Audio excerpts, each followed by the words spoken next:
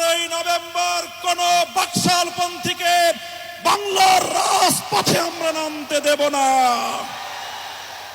যদি কেউ নামবার অপচেষ্টা চালায় আমরা তাদেরকে রাজপথে মোকাবেলা করব ইনশাআল্লাহ।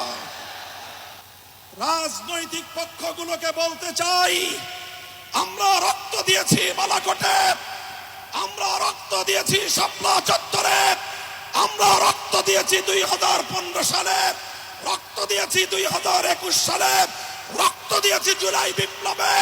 আমাদের মুখোমুখি দাঁড়াবার চেষ্টা করবেন না। আমরা রক্ত দিয়ে অধিকার আদায় করি, রক্ত দিয়ে বাংলাদেশ কিনেছি, রক্ত দিয়েই বাংলাদেশের স্বাধীনতা রক্ষা করব ইনশাআল্লাহ। সংগ্রামী সাথী ও বন্ধুগণ, জুলাই বিপ্লবের আমার সকল সহযোদ্ধাদেরকে আমি বলতে চাই, রাজনৈতিক মতবিরোধ থাকতে পারে, নির্বাচন নিয়ে মতপার্থক্য থাকতে পারে, আপনারা যার যার নির্বাচন করবেন সেটা পরের কথা। আসুন, যারা জুলাইয়ের বিপ্লবের রাজপথে ছিলেন, জুলাই বিপ্লবের সনদের আইনি ভিত্তি কার্যকর করার জন্য আমরা হাতে হাত রাখি। সংগ্রামী সাথী ও বন্ধুগণ, সর্বশেষ বক্তব্য, আগামী 13 তারিখ জুলাই সনদের গণভোটকে কেন্দ্র করে সরকারি সিদ্ধান্তের দিকে আমরা তাকিয়ে আছি। সরকার যদি জনগণের শান্তিপ্রিয় ভাষা বুঝতে ব্যর্থ হয়, আবার বলছি, সরকার যদি 8 দলীয় নেতৃবৃন্দের শান্তিপ্রিয় ভাষা বুঝতে ব্যর্থ হয়, যেই ভাষায় বললে সরকার বুঝবে আমরা সেই ভাষাই প্রয়োগ করব, সেই কর্মসূচি ঘোষণা করব ইনশাআল্লাহ। নারায়ে তাকবীর, নারায়ে তাকবীর।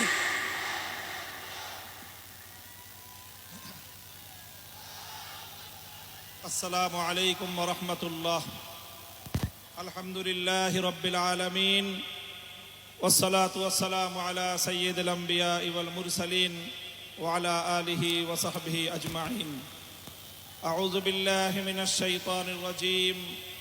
বিসমিল্লাহির রহমানির রহিম।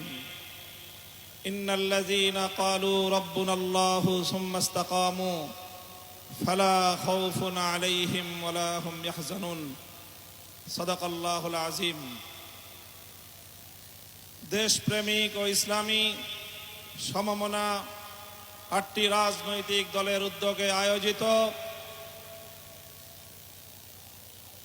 জুলাই সনদ বাস্তবায়নে নির্বাচনের পূর্বে, জাতীয় নির্বাচনের পূর্বে গণভোট আয়োজনের দাবি সহ 5 দফা গণদাবিতে আজকের এই জনসমুদ্রে পরিণত গণসমাবেশে উপস্থিত সংগ্রামী সভাপতি হযরত পীর সাহেব চরমনাই, মুফতি সৈয়দ মোহাম্মদ রেজাউল করিম, উপস্থিত আজকের এই গণসমাবেশের উপস্থিত সংগ্রামী প্রধান অতিথি বাংলাদেশ জামাতে ইসলামীর মোহতারাম আমির জনাব ডক্টর শফিকুর রহমান সহ জাতীয় নেতৃবৃন্দ, সমবেত 8 দলের নেতাকর্মী ও সংগ্রামী দেশবাসী,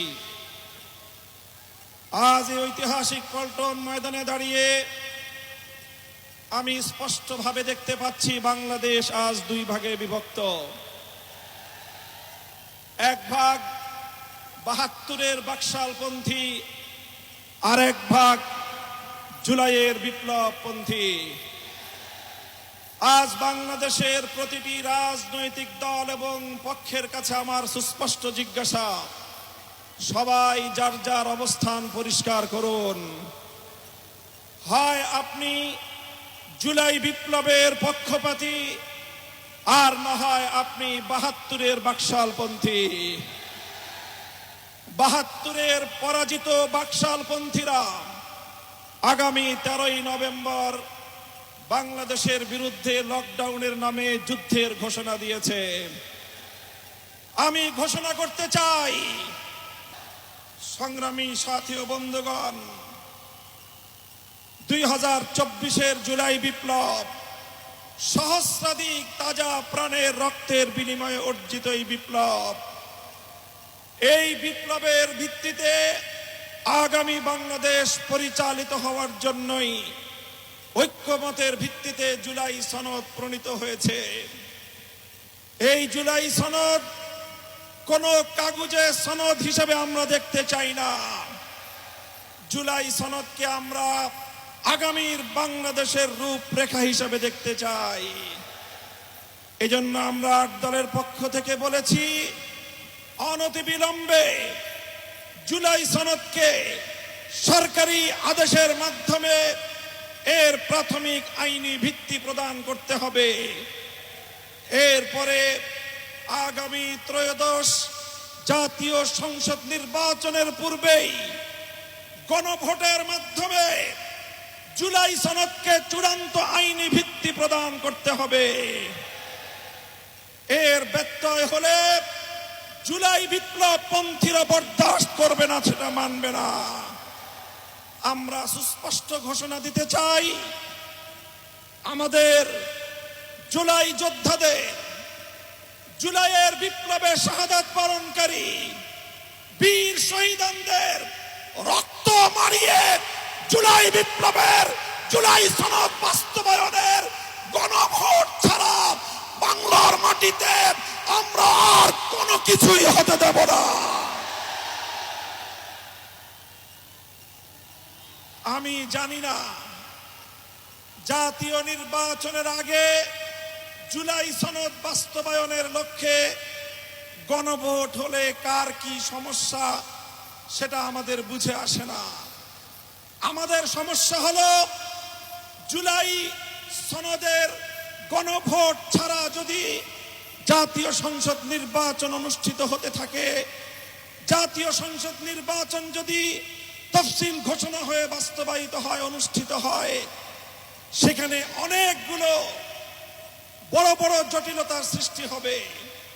তার মধ্যে অন্যতম একটি হলো দ্বিকক্ষ বিশিষ্ট জাতীয় সংসদের উচ্চ কক্ষ কিভাবে গঠিত হবে, কিভাবে রাজনৈতিক দলগুলো তাদের নির্বাচনী ম্যানিফেস্টো তৈরি করবে, জাতির সামনে তারা তাদের উচ্চ কক্ষের 100 সদস্যের তালিকা কিভাবে প্রকাশ করবে, এই সকল বিষয়ের কোনো সদুত্তর তাদের কাছে নাই।